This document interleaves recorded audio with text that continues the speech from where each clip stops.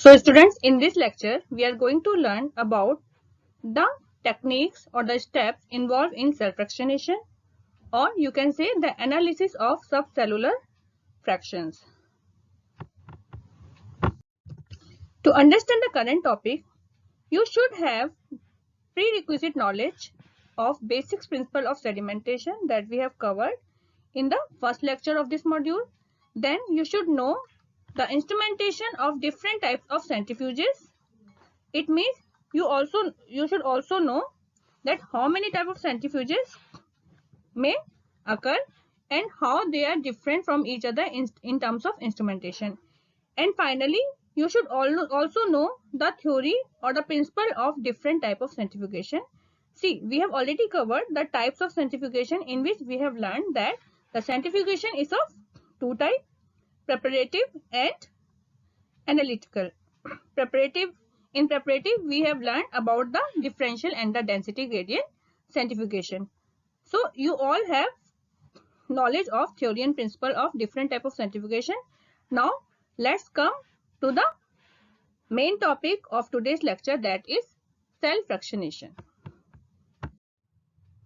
Now, what are the learning outcome for this lecture? After completion of this lecture, you will be able to know the application of centrifugation, cell fractionation and analysis of subcellular fractions. I hope you enjoyed the animation. Now coming to the topic, cell fractionation. The cell fractionation is a technique in which the cells are broken up and its components and organelles are separated so that the scientist can observe them in their isolated form for further application or study, right?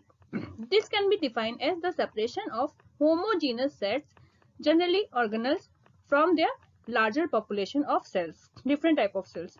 Now, the cell fractionation method involves the homogenization or destruction of cell boundaries by different mechanical or chemical procedures, which is followed by the separation of subcellular fractions on the basis of their different masses, different surface and different specific gravity.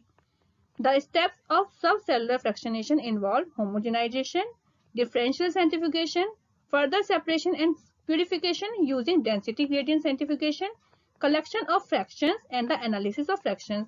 We all know what is differential centrifugation. It is a separation of cell organelles on the basis of their different size, and density gradient centrifugation involves the separation of cell organelles on the basis of their different densities but of same size. See, homogenization is a step in which we have to make a homogeneous mixture of our cell organelles, the mixture in which we cannot differentiate whether it is cell debris, whether it is mitochondria. We will get the homogeneous mixture of our cell samples. Now, as I already told you, the first step of cell fractionation is homogenization. In this step, the cell must be broken open. See, a lots of methods are available for this process. The method chosen is actually depends on the type of experiment and the type of sample cell that we are going to study. For example, in case of bacterial culture or mammalian tissue sample, we generally use detergent like SDS or Teton X. SDS is a sodium dodecyl sulfonate and Teton X is a non-ionic type surfactant. These surfactants can be used to disrupt the cell membrane so that the contents of the cell can flow out in a sample tube. This can also be done by subjecting the cells to the ultrasound waves or sonicating them by using sonicator, as well as this can be done by agitating the cell in the presence of metal or glass plates. Blender can also be used for such purpose with a tissue sample, but this blender cannot be worked with the bacteria or other microorganisms.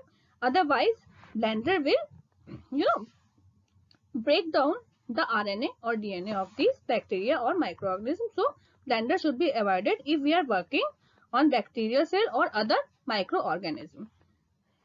See, homogenization or cell disruption may be of many types. Chemicals can be used, and the chemical used for this purpose are generally alkalis, organic solvents and detergent. Enzymatic methods involve the use of lysozyme and chitinase. These are the enzymes we know. And physical methods involve the osmotic shock or freeze and thaw methods. Now on this slide, you can understand different type of homogenization method. See here, this is an example of chemical disruption in which the detergent like Triton X100 or NP40 can be used to disrupt the cell membrane of this cell. These surfactant can make permeable cells by solubilizing membrane of these cells. See, this method can be expensive and they can also denature the protein and must be removed after disruption. These are the some drawbacks when we use detergent for the homogenization. So this method can be avoided if we are using living cells and if we are doing any cost effective experiment, right? The second method is sonication. See, sonicator is a device that generates high energy waves. These high energy waves vibrate the solution. In this way, the cell wall or the cell membrane present in the solution will broken out and the cell organelles will come out to the sample tube. And we will get the homogeneous mixture of cell organelles, right? And here you can see use of blender and plunger. In this method, the cells are placed, you can see here, the cells are placed in a closed vessel. A tight fitting plunger is inserted and rotated with a downward force. Like this blender will rotate and will come down to the bottom, will back to the top, will come down to the bottom. In this way, this blender works. Cell will be disrupted as they pass between the plunger and the vessel cell. These are some methods of homogenization. Now the next step of cell fractionation will be the centrifugation. Now the next step is differential centrifugation. If you remember, we have learned differential centrifugation in which we have understood that this process involves the separation of bioparticles on the basis of their different size. The larger size particle will get pellet first under centrifugal force, and when we increase the RCF or RPM or the time of the centrifugation, we will get different fraction of cell organelles on the basis of their size. I hope you people remember. So, the differential centrifugation is a process where a homogeneous undergoes repeat centrifugation and increasing centrifugal force. Suppose in the first step, we have subjected our material for 100 or 1000 G of RCF for 10 minutes. In this cycle, the largest particle will form pellet and other particle will be remain in the supernatant.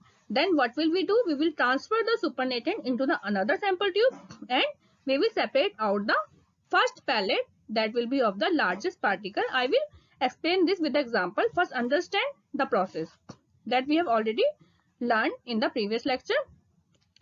Now, these pellets are large cell structure that are settled down at the test tube bottom in the form of pellet.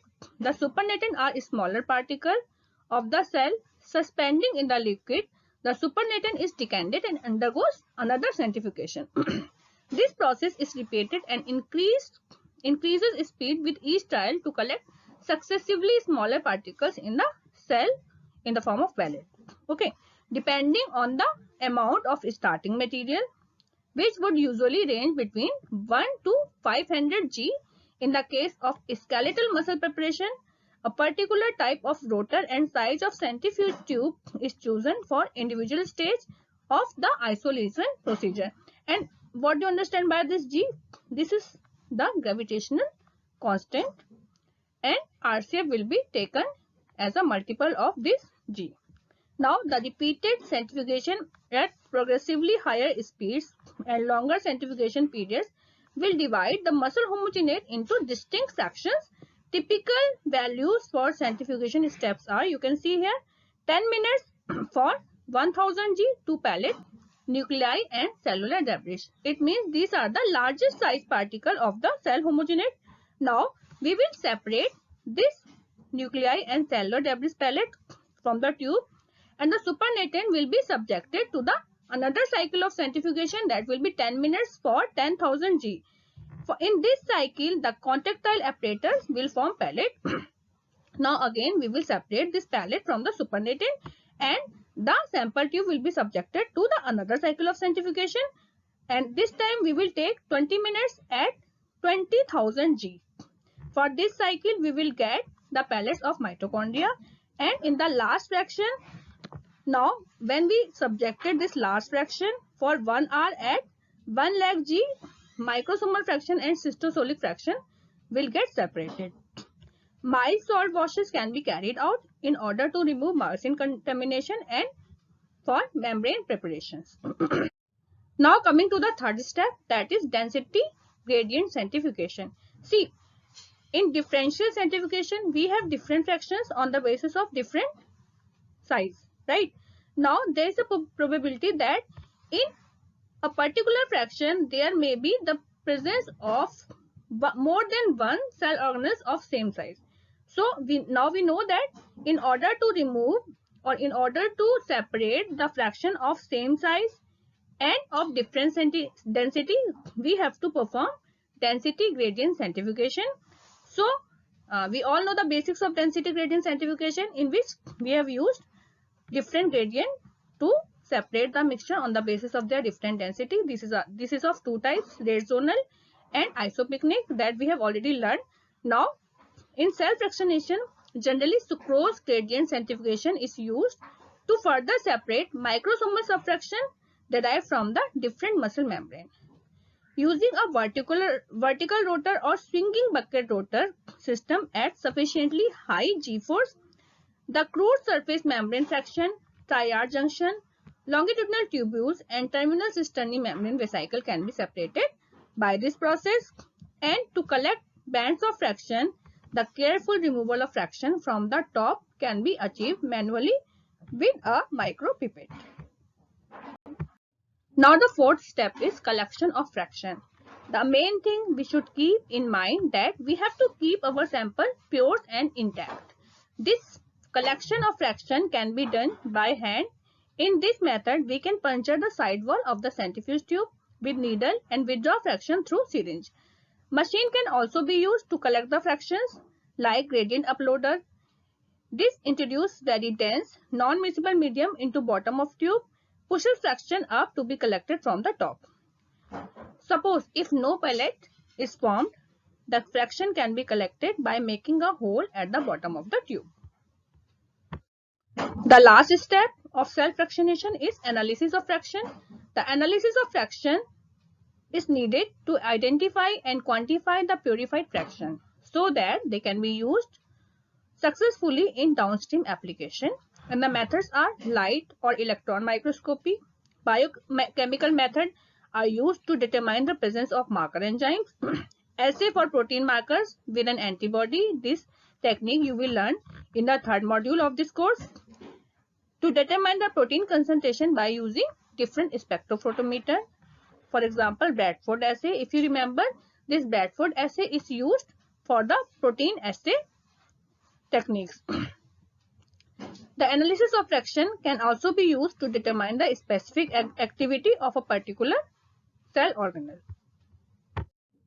Now, let's summarize the whole process of subcellular fractionation by using this flow diagram.